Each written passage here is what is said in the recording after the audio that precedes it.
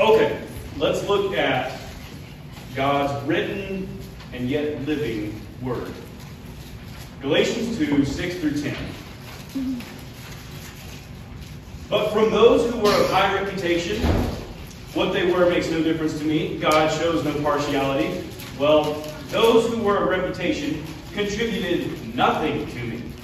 But on the contrary, seeing that I had been entrusted with the gospel to the uncircumcised, just as Peter had been to the circumcised. For he who worked in Peter unto his apostleship, to the circumcised, worked in me also to the Gentiles.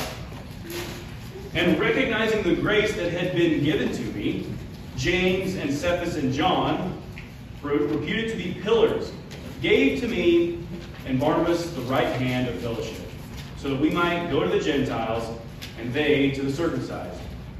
Only they asked us to remember the poor, the very thing I also was eager to do. Father God, we love you. Thank you for giving us this Sunday morning, for allowing us to gather, to come and learn about you, to sing to you, to praise and worship you, and to elevate your name. Father, we thank you for your written perfect word.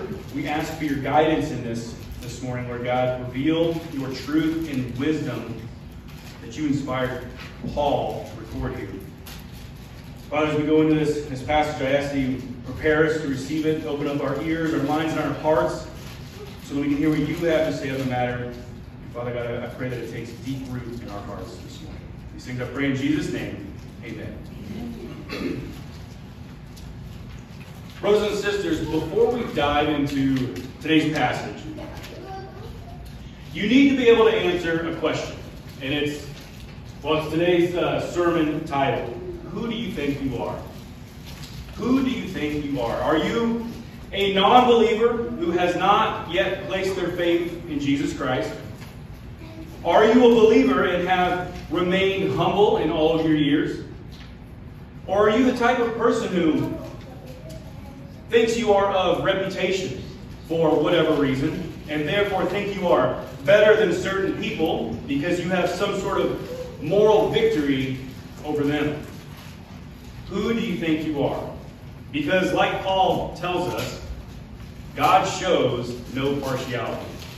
Meaning, dear friends, you are not going to impress me with your reputation. None of us will. God is sovereign over everybody, and if we need to be knocked down a peg or two, then we should listen to the Scriptures. The Apostle Paul, in my opinion, and as recorded in the Scriptures, was definitely someone of reputation. And he certainly did not believe in throwing that in anyone's face just to hold it over them as if he is now better than them. He also wants both Jews and Gentiles to know that as well. That neither of those two categories of people get to now brag or think that they're better than the other for whatever reason. So why bring up any of this morning? You see, the issue we're going to deal with, dear friends, is the issue of the gospel. The issue of who the gospel is for. The issue of who the gospel has been both received and rejected by. And on those issues, who do you think you are? May we never boast or brag or think we are of now reputation just because we have been adopted and grafted into the branch of true Israel. So remember last week when we looked at the opening 5 verses of chapter 2 here, we see that Paul was on his ministerial tour, right? He kicked it off with Barnabas and Titus, and he briefly mentioned the topic of a false gospel coming into the church. That those people, or as he calls them, false brothers, right? He doesn't beat around the bush. False brothers, he calls them. These false brothers were sneaking in, convincing Christians that salvation does have works attached to it. That they were trying to argue there are certain things you must do in order to be saved. And one of those things brought up was the issue of circumcision, a work of the flesh. And brothers and sisters, just imagine a work of the flesh being able to save anyone. Then why in the world did Jesus Christ go to the cross for a single person, right? If anyone could work their salvation into perfection. And so, of course, those spies that Paul also calls them were the false brothers. But he said he made sure not to even yield in subjection to them, spreading their lies, not even for one moment. One, because that is not the true gospel anyways. And two, Paul said he made sure to not yield to them so that the truth of the gospel would remain with them. Paul made sure to not stray from the true gospel so that it would remain true and pure for all future Christians or whoever needs to hear the gospel message. So as we move in today's text, we see that Paul's going to sort of dig into this idea of how much he does not yield to anyone, at least when it comes to the gospel. He will not yield to any false claim about it, and it doesn't matter who Paul is talking with. Look at our opening line, verse 6. But from those who were of high reputation, what they were makes no difference to me. God shows no partiality. While those who were of reputation contributed nothing to me. Right? So now Paul, obviously, not impressed with a person's reputation. He says those that he dealt with were. They were of reputation, right? And simply put, they didn't even contribute anything to what Paul was doing. And I think we all can appreciate that this is not just Paul putting on a show, right? As if he's too good for everyone and he's not impressed, but rather this is even a God thing, right? Take comfort, brothers and sisters, in knowing that God shows no partiality. Whatever big, amazing thing anyone has ever done, and they're now a celebrity or they're being praised and elevated, even if they did do some good things, I'll grant that. Ultimately, at the end of the day, God is not partial to any of them. God doesn't show favor to anyone just because of their reputation that they think they have, for any good deeds or anything they think they've done. We should not be so impressed with people either, brothers and sisters. And so now, what's Paul getting at here? Right? First of all, who's he even talking about? He says, those who were of high reputation. Does he just mean anyone? Anyone who's considered of high reputation, like the wealthy or the powerful of the community? Who's he referring to? And well, he actually gives us an answer down in verse 9, and we'll get there later, but for now, you can see in verse 9, he's referring to other apostles. Those apostles being James, Cephas, or Peter, and John. Paul is talking about other apostles, right? Men who are absolutely of high reputation within the church. And he said, these men, these apostles of high reputation, they contributed nothing to him, and that him nor God even cares about their reputation. And I would say, in that group, Peter, oh my goodness, Peter should definitely understand that. After Peter learned from his vision about God making the unclean clean, even he himself could not help but profess this truth about God. In Acts 10:34, Acts 10:34 says, and opening his mouth, Peter said, I most truly comprehend now that God is not one to show partiality. Doesn't do it. And so, what is Paul getting at after all of this? He's not being disrespectful to the apostles. That's not what he's doing. He's not saying, even though the church considers them of high reputation, but actually I'm more authoritative than them. That's not what he's getting at. Remember, Paul is talking about the gospel this entire time. That's what he opened up with. On the issue of the gospel, nobody needs to change it. In fact, Paul said one of his reasons for making sure to not change the gospel is so that they can keep the truth of it for other Christians or non-believers who need to hear it. And on the issue of the gospel and how it is already complete, It's already complete. Paul is saying that even the high, reputable apostles like James, Peter, and John, they have not even one thing to add to the gospel. Why? Because, simply put, brothers and sisters, that's the point of the gospel. It is already complete. Nobody, and I mean nobody, I don't care if they're your best friend, your loved ones, your own personal pastor, nobody has anything else they can add to the gospel. Amen? Amen. It's perfect. It's complete. It's certain, and here's my favorite part, it's finished. It's finished. That is what Paul is getting at when he said that even these apostles, who are of high reputation, didn't contribute anything else to him. Because there isn't anything else to contribute to that message. Paul had an understanding of the true gospel, and brothers and sisters, if you do too, then there's nothing that is needed for anyone to contribute to it. And I don't care how high your reputation is. So now we will see Paul. We'll see that he wasn't throwing the apostles under the bus, right? Claiming that they were trying to contribute something else, saying that he had the wrong message. We actually see the opposite of that. Look at our next line, verse 7. But on the contrary, seeing that I had been entrusted with the gospel to the uncircumcised, just as Peter had been to the circumcised. It was actually the contrary, that these men of reputation were trying to add anything to the message that Paul was divinely called to deliver to both the Jews and the Gentiles. Paul says these men actually saw and recognized that the gospel he was proclaiming, it checks out. That's what he's saying. It checks out. He's hitting the nail on the head. There's nothing else to add to it.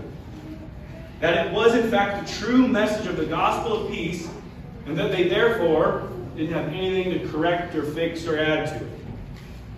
But now, you may have noticed something in this verse, right? You may have noticed that Paul made a distinction between him and Peter on how they were handling the gospel. He says that they do recognize he was entrusted with the correct gospel, therefore nothing needs to be added to it. But he does say that they also recognize that he was entrusted with the gospel to the uncircumcised, just like Peter was entrusted with the gospel to the circumcised. Is Paul saying, you know, there's two different gospels now? A gospel for one set of people and a gospel for another. Well, dear friends, wouldn't that make God partial to people? And we were just told God shows no partiality to anyone. Believe it or not, people pull this verse out of context and they try their hardest to make that very claim. That there is, in fact, a gospel for the uncircumcised and there's a gospel for the circumcised. And that is not, I repeat, that's not what Paul is saying here. He's actually saying the opposite. Remember, he opened this whole letter of Galatians by arguing that there is only one true gospel. And how anything, and I mean anything different from that, in any capacity, is only capable of being a false gospel. That's Paul's whole opening point. And Paul also had just literally finished writing that he strives to keep and preserve the one true gospel. So, no, dear friends, he's not saying that he delivers one gospel and Peter delivers a whole different one. He's actually celebrating the fact that there is one true gospel. And that it's for all. And that you don't have to change it to conform to worldly standards to please men. Take comfort, brothers and sisters, in the certainty and the singularity of the gospel.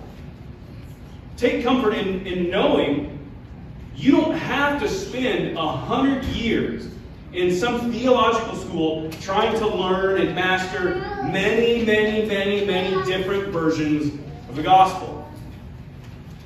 Also that you can, hopefully give the correct version of the gospel to the person you were talking to, and try to meet their specific needs depending on what kind of life they're living or whatever nonsense they believe. No.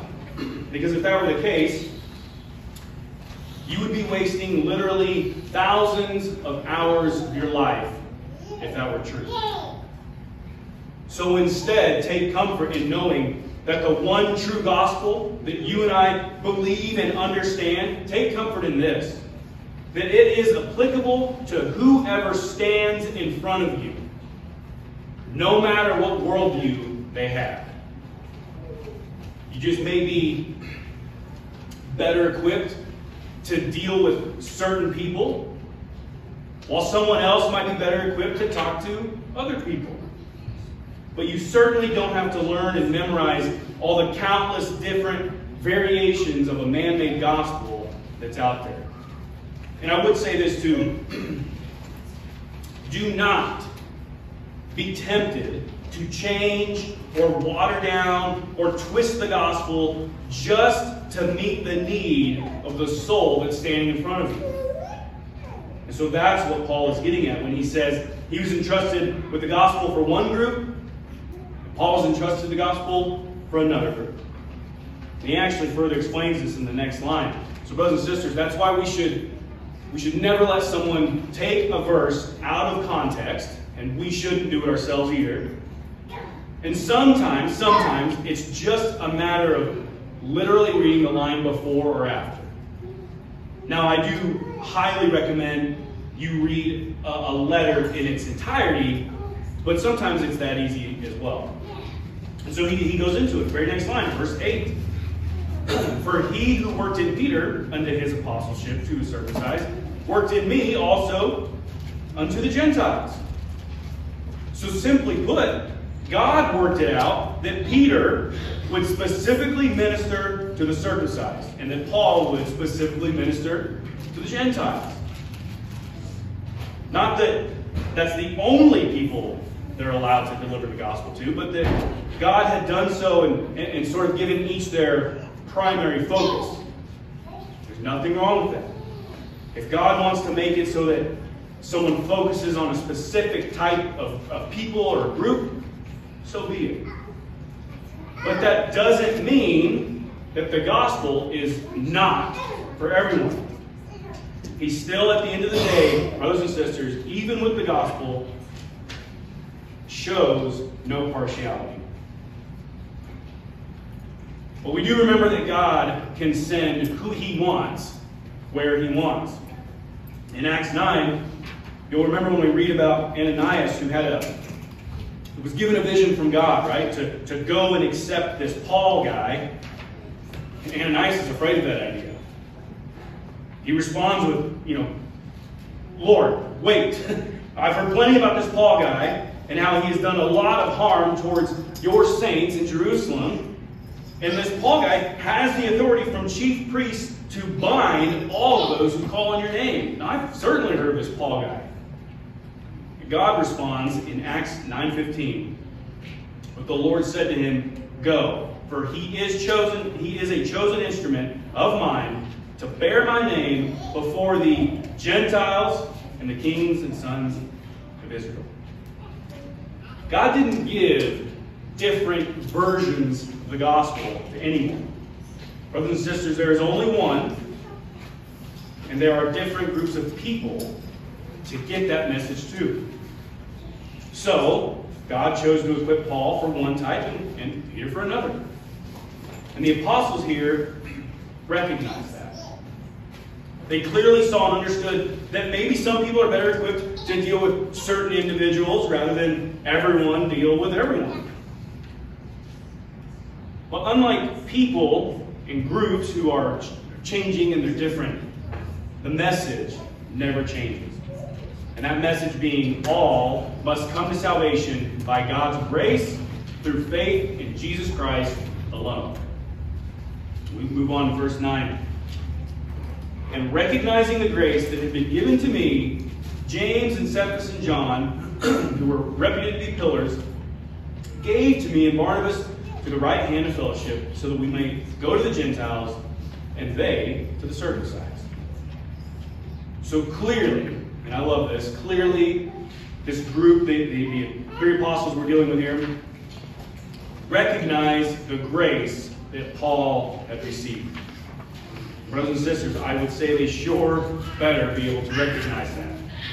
It's the same grace that comes through faith in Christ. And this, again, all it does is confirm that Paul and the rest of the apostles were preaching the exact same message. And on the issue of grace, I can't help but point out again that Paul recognizes your reputation does not matter. If you are saved and have received God's good grace, you don't get to brag about it as if you had something to contribute to it. Romans 12:3, Paul says, "For through the grace given to me," Paul, "I say to each one among you, not to think more highly of himself than he ought to think, but to think so as to have sound thinking, as God allotted to each a measure of faith." Simply put, brothers and sisters, when it comes to God's grace, don't ever, ever forget where you came from. And Paul says they recognized that very grace in him.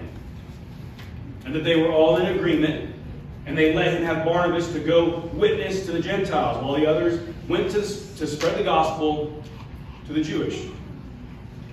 Same gospel, same message, same grace, all in faith in the one and only Jesus Christ. And yet, they saw the need to split up. Right? Target different types of people, different groups. Those who were Jewish and were keeping the law, and the Gentiles who were, well, not Jewish and not keeping the Mosaic law. And so with that, they spread out. They have their mission. They have their orders. They have their target audience. And I absolutely love, I appreciate this last bit of instruction or request. Looking at our last verse in today's message. Verse 10, "Only they asked us to remember the poor, the very thing I also was eager to do." Right? Paul was given the approval. Your message checks out. You're preaching the same gospel we are. Nothing to add or correct here. And he's sent on his way. And they give him a helper, Barnabas. And as he's ready to go spread the word to the Gentiles of the grace and salvation you can receive by having faith in Jesus Christ, they, James, Peter, and John, they tell Paul they have one more thing to ask of him before he goes. They simply ask that as he goes out into the world, please remember the poor that he's going to encounter. And it's pretty interesting, brothers and sisters, when you look at the word poor there that's being used. Paul used the Greek word kohos, and it has a very specific usage. So yes, as its base meaning, it means needy, right? Those who are in need. But it has a more specific meaning attached to that. It means reduced to begging, destitute of wealth, influence, position, and lowly, afflicted, destitute of Christian virtues and eternal riches. They ask Paul, please be sure to not forget those. Right? People that are in need, that are reduced to begging, that are destitute of Christian virtues and eternal riches. Those who are in need. And brothers and sisters, I would say, those who have not yet put their faith in Jesus Christ have the biggest need one could possibly ever have. And when asked about this, when asked of Paul, please remember these people, I love his response. I love his response so much. He says that they asked him the very thing he was already eager to do. That was already in Paul's heart. He had a soft spot for those who were in need. And I admire that because we all know who Paul was before Christ. We all know how zealous he was for the law. when he was not yet saved. And we know that that life had led him to hunting down Christians, pulling them out of their homes, having them put to death. And now he has a huge desire to make sure those who need to hear the gospel, he's going to get that message to them. He never forgot where he came from. Not for a moment. So brothers and sisters, I'll ask you again, who do you think you are? Have we gotten so arrogant and proud of ourselves that even though we're saved, we think we are better than the lost sinner? Or are we like Paul? And we have a heart for making sure that we always remember the poor, those who are in need, those without Jesus Christ as their Lord and Savior. Paul never ever forgot where he came from, and he knew how important it was to get to the needy. I love this, that he felt the need to record this. Paul says it in 1 Timothy 1:15. It is a trustworthy saying and deserves full acceptance. He's saying, Timothy, there's something I have to tell you. And you need to accept this. This is so important, I have to say it, and it deserves full acceptance. That Jesus Christ came into the world to save sinners, among whom I am foremost. Chief of sinners, he says. You see, Paul knows what it's like to be there, to be in need, to have the biggest need you could possibly have, to need Jesus Christ. Paul accepts the fact that he was the worst of the worst, and yet he got saved. And all through that, he never thought of himself as better than those who don't have Christ. Instead, he went to them. He remembers them. He gives them the gospel message. Because, and let's just be honest, brothers and sisters, if not by the grace of God, you and I are Paul. If not by the grace of God, you and I are the lowly, needy, lost sinner that sometimes we roll our eyes at and go, I can't believe they live that way. If not by God's grace, that's who we are. And so we have no right to think that we are better than the lost soul that's living without Christ in their heart.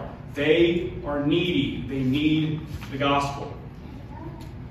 So brothers and sisters, like Paul, I pray we never forget the need. May we always be eager to get to those that are lowly and reduced to begging because they're in such need. And if everyone needs Christ, may God help us in getting the good news to everybody. Let's pray.